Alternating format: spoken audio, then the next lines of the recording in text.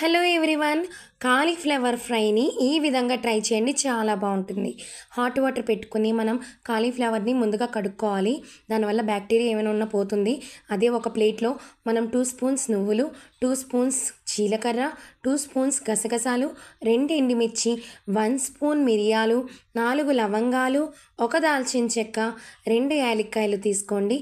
అలాగే స్టవ్ మీద సన్నని మంటతో ఖాళీ బాండీ పెట్టుకుని మనం దినుసులన్నీ వేసేసుకోవాలి.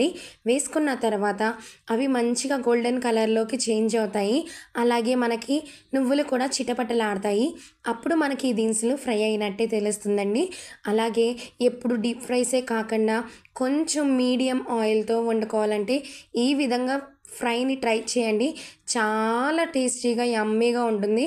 మీ ఇంట్లో కూడా మిమ్మల్ని మెచ్చుకుంటారు. నన్ను నమ్మి ట్రై చేసి కామెంట్ చేసి లైక్ చేయండి. అలాగే మనం ఈ రోస్ట్ అయిన వాటిని మిక్సీ జార్లోకి షిఫ్ట్ చేసేసుకోవాలి. చేసుకున్న తర్వాత కోర్స్గా గ్రైండ్ చేసుకోండి.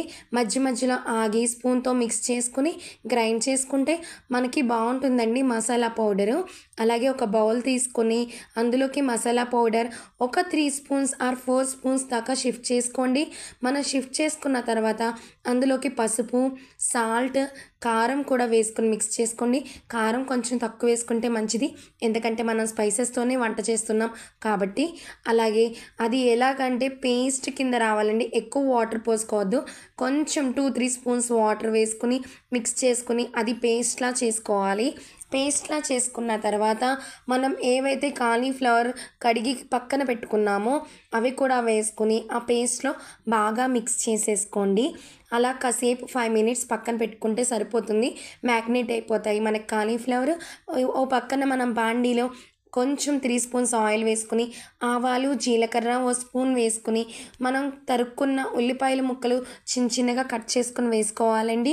అవి గోల్డెన్ ఫ్రై అవుతుండగా కొంచెం గోల్డెన్ కలర్లోకి చేంజ్ అయిన తర్వాత 1 స్పూన్ అల్లం వెల్లుల్లి పేస్ట్ వేసుకోండి. వేసుకుని మంచి ఫ్లేవర్ వస్తుందండి.